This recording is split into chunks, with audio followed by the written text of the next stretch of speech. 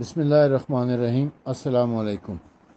یہ کل میرا ایک وائس نوٹ آیا تھا واٹس ایپ گروپس میں، جس میں نے یہ عرض کیا تھا کہ یہ جو قرآن مجید میں سورہ احزاب کی آیت نمبر 6 ہے، جس میں اللہ تبارک و تعالیٰ نے ازواج النبی کو امہات المومنین قرار دیا ہے، اور یہ کہا ہے کہ ازواج النبی جو ہیں، رسول اکرم صلی اللہ علیہ وآلہ وسلم کی جو ازواج ہیں، وہ امت میں مومنین کی مائیں ہیں۔ اور اس کے حوالے سے کل ہم نے ایک ڈسکشن کی تھی اہل سنت اور اہل تشیع کی تفاسیر سے، کہ وہ کہ امت کی ماؤں سے مراد یہ ہے کہ وہ امت کے مردوں کی ماں ہیں، امت کی عورتوں کی ماں نہیں ہے۔ تو اس وائس نوٹ کے حوالے سے ہمارے ایک بھائی نے یہ سوال کیا ہے کہ آپ نے اس آیت کی ایکسپلینیشن تو کی ہے، اس کی تفسیر تو بیان کی ہے، لیکن اس کا شان نزول بیان نہیں کی۔ یعنی یہ آیت کیوں نازل کی گئی تھی، کس کانٹیکسٹ میں نازل کی گئی تھی، کس وجہ سے یہ آیت نازل ہوئی ہے۔ تو آج میں اس حوالے سے گزارش کروں گا کہ یہ جو آیت ہے اس کا شان نزول کیا ہے۔ اس کے ساتھ ساتھ ایک اور آیت بھی ہے، وہ اسی سے ریلیٹڈ ہے، اس لیے میں اس کا بھی ذکر کرنا مناسب سمجھتا ہوں، اور وہ سورہ احزاب کی آیت نمبر 53 ہے۔ سورہ احزاب کی آیت نمبر 53، ان دونوں آیات کا شان نزول ایک ہی ہے، وہ میں ابھی عرض کروں گا آگے چل کر آپ کی خدمت میں۔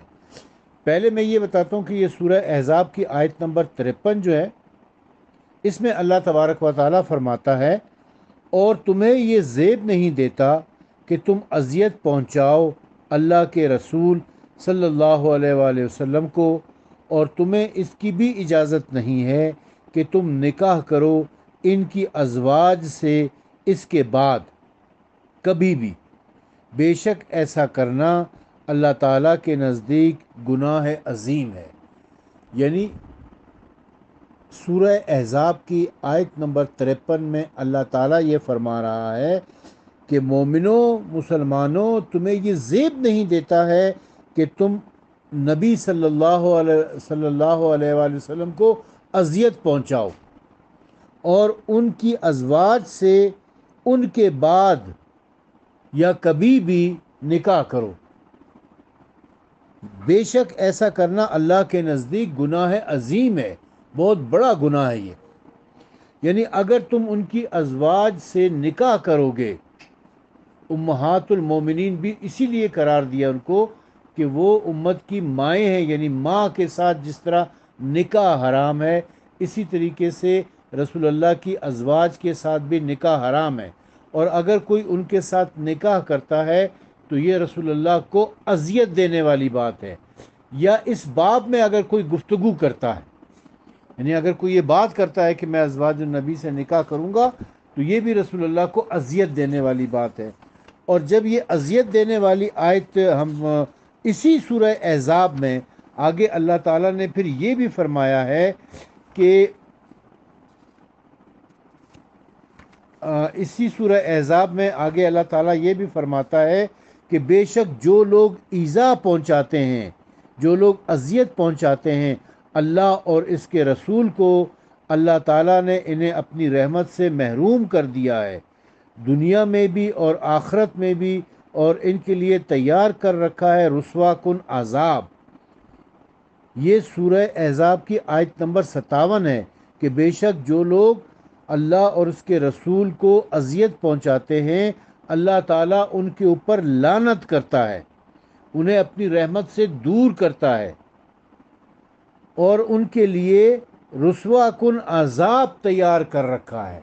یعنی جو رسول اللہ کو اذیت پہنچائے گا، وہ اس پر اللہ کی اور رسول اللہ کی لعنت ہے، اور آخرت میں اس کے لیے رسوا کرنے والا عذاب ہے۔ اب یہ آیات، ان آیات کا شان نزول کیا ہے، اس حوالے سے علامہ ابو عبداللہ محمد بن احمد بن ابو بکر قرطبی نے، جو اہل سنت کے بہت بڑے عالم ہیں، انہوں نے تفسیر قرطبی کی جلد نمبر 7 صفحہ نمبر 609 میں اسی آیت کی تفسیر میں لکھا ہے کہ اسماعیل بن اسحاق بن محمد بن عبید سے، وہ محمد بن سور سے، وہ معمر سے، وہ قتادہ سے روایت نقل کرتے ہیں کہ ایک آدمی نے کہا اگر رسول اللہ کا وصال ہو گیا تو میں حضرت عائشہ سے نکاح کروں گا۔ تو اللہ تعالیٰ نے اس آیت کو نازل فرمایا کہ نبی کی ازواج تمہاری مائیں ہیں، یعنی نبی کی ازواج تمہاری مائیں ہیں کا شان نزول کیا ہے کہ ایک امت میں سے، صحابہ میں سے ایک شخص نے یہ کہا تھا کہ جب نبی صلی اللہ علیہ وسلم کا انتقال ہو جائے گا تو میں ان کی زوجہ حضرت عائشہ سے شادی کروں گا۔ تب اللہ تعالیٰ نے یہ آیت نازل کی کہ نبی کی ازواج تو تمہاری مائیں ہیں، ماں کے ساتھ کیسے نکاح کرو گے؟ اور ساتھ یہ آیت بھی نازل کی کہ تم نبی کے بعد بھی ان کی ازواج سے نکاح نہیں کر سکتے، اگر ایسا کرو گے تو یہ نبی کو اذیت دینے والی بات ہے، اور جو نبی کو اذیت دیتا ہے اس پر اللہ کی لعنت ہے، قیامت کے لیے اس کے لیے عذاب ہے، اور یہ بہت بڑا گناہ ہے۔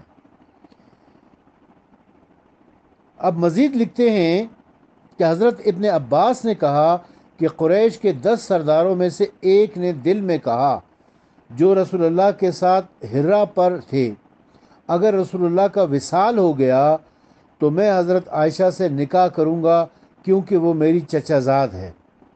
مقاتل نے کہا ہے کہ وہ طلحہ بن عبید اللہ تھے، یعنی وہ شخص جس نے یہ بات کی تھی کہ میں حضرت عائشہ سے نکاح کروں گا، اور وہ حضرت عائشہ کا چچا زاد بھائی تھا۔ وہ شخص کون ہے؟ وہ صحابی رسول جسے لوگ عشرہ مبشرہ میں بھی شامل کرتے ہیں، جو واقعہ عقبہ میں بھی شامل ہے، وہ ہے طلحہ بن عبید اللہ۔ حضرت ابن عباس نے کہا کہ وہ آدمی اس پر شرمندہ ہوا جو اس کے دل میں وسوسہ پیدا ہوا۔ وہ پیدل مکہ مکرمہ کی طرف گیا اور جہاد میں 10 مجاہدین کو گھوڑے پر سوار کیا، ایک غلام کو آزاد کیا۔ ابن عطیہ نے کہا ہے کہ یہ روایت کی گئی ہے کہ یہ آیت اس لیے نازل ہوئی کہ کسی صحابی نے کہا کہ اگر رسول اللہ کا وصال ہوا تو میں حضرت عائشہ سے عقد نکاح کروں گا۔ یہ بات رسول اللہ تک پہنچی تو رسول اللہ کو اس سے اذیت پہنچی۔ حضرت ابن عباس نے صحابی کا کنایتاً ذکر کیا ہے۔ مکی نے معمر سے روایت نقل کی ہے کہ وہ طلحہ بن عبید اللہ تھے، یعنی یہ طلحہ بن عبید اللہ صحابی رسول ہیں جو حضرت عائشہ کے چچا زاد بھائی بھی ہیں۔ وہ کہتے ہیں کہ میں رسول اللہ کی بعد حضرت عائشہ سے نکاح کروں گا۔ اس پر اللہ تعالیٰ نے یہ آیات نازل فرمائی کہ ازواج النبی امت کی مائیں ہیں، تم رسول کے بعد بھی ان سے نکاح نہیں کر سکتے ہو، اگر ایسا کرو گے تو یہ بہت بڑا گناہ ہے، اور یہ رسول اللہ کو اذیت دینے والی بات ہے، اور جو رسول اللہ کو اذیت دیتا ہے اس پر اللہ کی بھی لعنت ہے، اللہ کے رسول کی بھی لعنت ہے، اور قیامت کے دن اس کے لیے شدید عذاب ہے۔ علامہ جلال الدین ابو بکر سیوطی نے تفسیر در منصور کی جلد نمبر 5 میں صفحہ نمبر 604 کے اوپر چند روایات لکھی ہیں جو میں ابھی آپ کی خدمت میں پیش کرتا ہوں۔ فرماتے ہیں کہ امام ابن ابی حاتم نے اور ابن مردویہ نے حضرت ابن عباس سے روایت نقل کی ہے کہ یہ آیت ایک ایسے آدمی کے بارے میں نازل ہوئی جس نے نبی کریم صلی اللہ علیہ وآلہ وسلم کی ایک زوجہ سے آپ کے بعد شادی کا ارادہ کیا۔ سفیان نے کہا کہ علماء نے ذکر کیا ہے کہ وہ زوجہ حضرت عائشہ تھی۔ امام ابن مردویہ نے حضرت ابن عباس سے روایت نقل کی ہے کہ ایک آدمی نے کہا کہ اگر رسول اللہ کا وصال ہو گیا تو میں حضرت عائشہ سے ضرور شادی کروں گا، تو اللہ تعالیٰ نے اس آیت کو نازل فرمایا۔ امام ابن جریر اور ابن ابی حاتم نے حضرت عبد الرحمن بن زید بن اسلم سے روایت نقل کی ہے کہ نبی کریم صلی اللہ علیہ وآلہ وسلم کو یہ خبر پہنچی کہ ایک آدمی کہتا ہے کہ اگر رسول اللہ کا وصال ہو گیا تو میں آپ کے بعد فلانے سے شادی کروں گا۔ یہ چیز نبی کریم کو اذیت دیتی تھی۔ امام ابن ابی حاتم نے حضرت سعدی سے روایت نقل کی ہے کہ ہمیں یہ خبر پہنچی ہے کہ حضرت طلحہ بن عبید اللہ نے کہا، کیا محمد صلی اللہ علیہ وآلہ وسلم ہماری چچا زاد بہنوں سے ہمیں پردہ کا حکم دیتے ہیں اور ہمارے بعد ہماری بیویوں سے شادیاں کرتے ہیں؟ اگر کوئی واقعہ ہو گیا تو میں آپ کے بعد بھی آپ کی بیویوں سے شادی کریں گے۔ تو اللہ تعالیٰ نے یہ آیت نازل فرمائی۔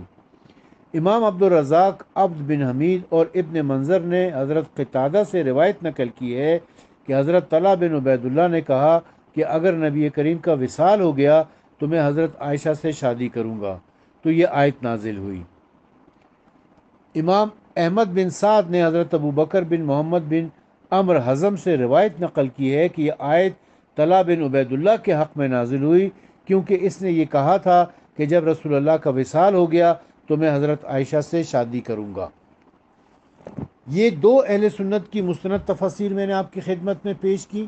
اب تیسری تفسیر کی طرف آتے ہیں، یعنی قاضی محمد ثناء اللہ عثمانی مجددی پانی پتی کی تفسیر مظہری کی طرف۔ تفسیر مظہری میں اسی آیت کی تفسیر میں لکھا ہوا ہے کہ ابن ابی حاتم نے حضرت ابن عباس سے روایت بیان کی ہے کہ اس آیت کا نزول اس شخص کے متعلق ہوا جس نے کہا تھا کہ رسول اللہ کے بعد میں آپ کی کسی بیوی سے نکاح کر لوں گا۔ سفیان نے کہا کہ ایسی بات حضرت عائشہ کے متعلق کہی گئی تھی۔ صدی کا بیان ہے کہ ہم کو اطلاع ملی کہ طلحہ بن عبید اللہ نے کہا کہ کیا محمد ہماری چچا کی بیٹیوں سے تو ہمارا پردہ کرا رہے ہیں اور ہمارے بعد ہماری بیویوں سے خود نکاح کر لیتے ہیں؟ اگر کوئی ایسی ویسی بات ہو گئی تو ہم ان کے بعد ان کی بیویوں سے نکاح کریں گے۔ اس پر یہ آیت نازل ہوئی۔ ابن سعد نے ابو بکر بن محمد بن عمر بن حزم کی روایت سے لکھا ہے کہ یہ آیت طلحہ بن عبید اللہ کے بارے میں اتری۔ طلحہ نے کہا تھا کہ جب رسول اللہ کی وفات ہو جائے گی تو عائشہ سے نکاح کر لوں گا۔ جویریہ نے حضرت ابن عباس کی روایت سے بیان کیا ہے کہ ایک شخص رسول اللہ کی ایک بیوی کے پاس گیا اور ان سے باتیں کرنے لگا۔ یہ شخص ان کی بیوی کی چچا کا بیٹا تھا۔ رسول اللہ نے فرمایا، آج کے بعد اس جگہ نہ کھڑے ہونا۔ اس شخص نے کہا، وہ میرے چچا کی بیٹی ہے، خدا کی قسم نہ میں نے اس سے کوئی بری بات کہی ہے نہ اس نے مجھ سے کوئی بری بات کہی ہے۔ رسول اللہ نے فرمایا، اللہ سے زیادہ کوئی غیرت مند نہیں اور مجھ سے زیادہ کوئی غیرت والا نہیں۔ وہ شخص چلا گیا اور جانے کے بعد کہا، مجھے میری چچا کی بیٹی سے بات کرنے سے روکتے ہیں، اس کے بعد میں اس سے ضرور نکاح کروں گا۔ اس پر یہ آیت نازل ہوئی۔ بغوی نے لکھا ہے کہ معمر نے زہری کی روایت سے بیان کیا ہے کہ عالیہ بنت زبیان نے ایک شخص سے نکاح کر لیا تھا اور اس کے پیٹ سے اس شخص کی اولاد بھی ہوئی تھی۔ عالیہ وہی عورت تھی جس کو رسول اللہ نے طلاق دی تھی، اور یہ واقعہ پہلے کا ہے جبکہ رسول اللہ کی بیویوں سے نکاح کی ممانعت نہیں ہوئی تھی۔ بیضاوی نے لکھا ہے کہ حرمت نکاح ازواج سے وہ عورت مستثنیٰ ہے جس کو بغیر قربت کے رسول اللہ نے طلاق دی ہے۔ یہ بھی روایت ہے کہ حضرت عمر کے زمانہ خلافت میں اشعث بن قیس نے متازیہ جوینیہ کلبیہ سے نکاح کر لیا۔ حضرت عمر نے اس کو سنسار کرنے کا ارادہ کیا، لیکن آپ کو بتایا گیا کہ مستحضہ کو رسول اللہ نے بغیر صحبت کے چھوڑ دیا تھا۔ حضرت عمر نے یہ بات سن کر اشعث کو چھوڑ دیا، اور حضرت عمر کو اس فیصلے کے خلاف کسی نے کچھ نہیں کہا۔ مستحضہ پناہ طلب کرنے والی، اس کا نام جوینیہ کلبیہ تھا۔ رسول اللہ نے اس کی طرف ہاتھ بڑھایا تو اس نے کہا کہ میں آپ سے اللہ کی پناہ مانگتی ہوں۔ حضور نے یہ سنتے ہی اس کو چھوڑ دیا۔ یہ تفسیر مظہری تھی۔ اب ہم آتے ہیں تفسیر کوثر کی طرف، جو کہ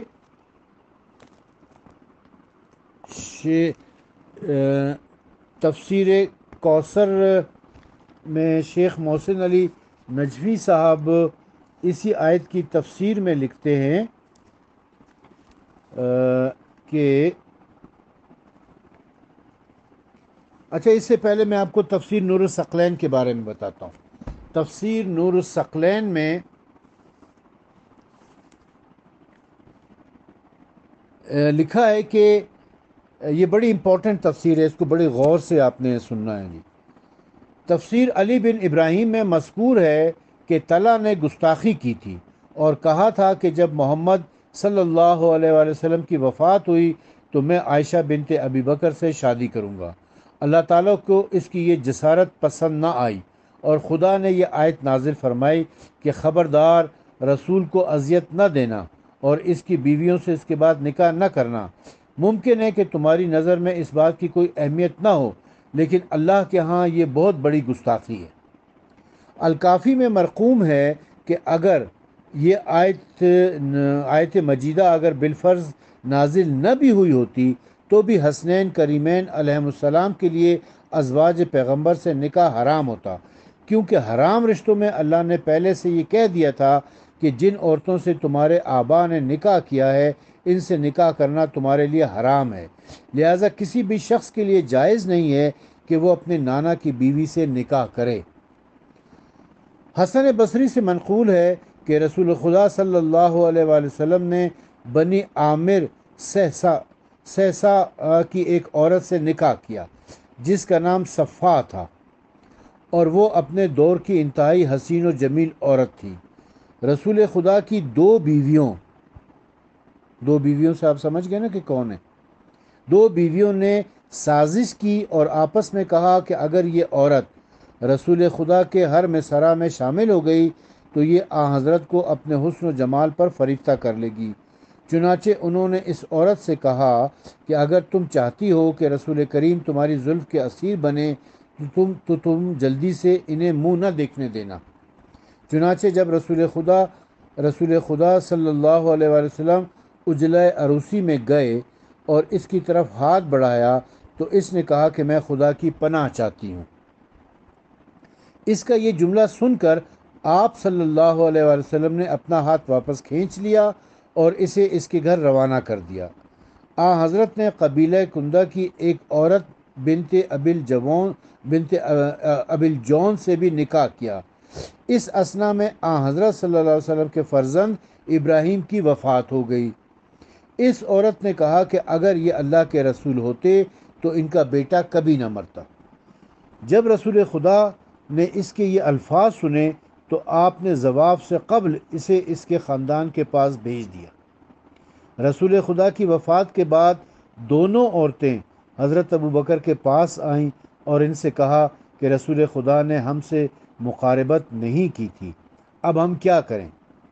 حضرت ابو بکر و عمر نے آپس میں مشورہ کیا اور ان سے کہا کہ اگر تم اپنے گھروں میں بیٹھی رہو تو وہ تمہارے لیے بہتر ہے، اور اگر تم شادی کرنا چاہو تو تمہیں اس سے کوئی ممانعت نہیں۔ ان عورتوں نے نکاح کا انتخاب کیا۔ ایک کے شوہر کو جزام ہو گیا اور دوسرے کا شوہر پاگل ہو گیا۔ عمر ابن ازنیہ کا بیان ہے کہ میں نے یہ روایت زرارہ اور فضیل کے سامنے بیان کی تو انہوں نے مجھے حضرت امام محمد باقر علیہ السلام کا یہ فرمان سنایا کہ لوگ اتنے ظالم ہیں کہ انہوں نے رسول خدا کے بعد ان کی ازواج سے نکاح کیا تھا۔ پھر امام نے عامریہ اور کندیہ کا تذکرہ کیا۔ پھر امام نے فرمایا اگر ایک شخص کسی عورت سے نکاح کرے اور وہ اس کی مقاربت سے قبل طلاق دے دے تو وہ مطلقہ عورت اس شخص کے بیٹے کے لیے حلال نہیں ہے۔ لیکن لوگوں نے تو حضرت کی اتنی بے حیا نہیں کی تھی۔ رسول خدا کی بیوی سے نکاح کرنا اتنا ہی حرام ہے جتنا کہ ماں سے نکاح کرنا حرام ہے۔ اب یہ 4 تفاسیر سے میں نے آپ کو پڑھ کے سنایا۔ یہ جو آیات آپ کی خدمت میں پیش کی تھی کہ اللہ تعالیٰ نے ازواج النبی کو امہات المومنین یعنی مومنین کی مائیں قرار دیا ہے، اور یہ کہا ہے کہ رسول خدا کے بعد بھی ان سے نکاح نہیں کرنا کیونکہ یہ رسول خدا کو اذیت دینے والی بات ہے اور یہ بہت بڑا گناہ ہے۔ اور یہ کہ جو رسول خدا کو اذیت دیتا ہے اللہ اور اللہ کے رسول کی اس کے اوپر لعنت ہے اور قیامت کے دن اس کے لیے سخت عذاب ہے۔ یہ آیات صحابی رسول حضرت طلحہ بن عبید اللہ کے بارے میں نازل ہوئی جسے مسلمانوں نے عشرہ مبشرہ میں بھی شامل کر رکھا ہے۔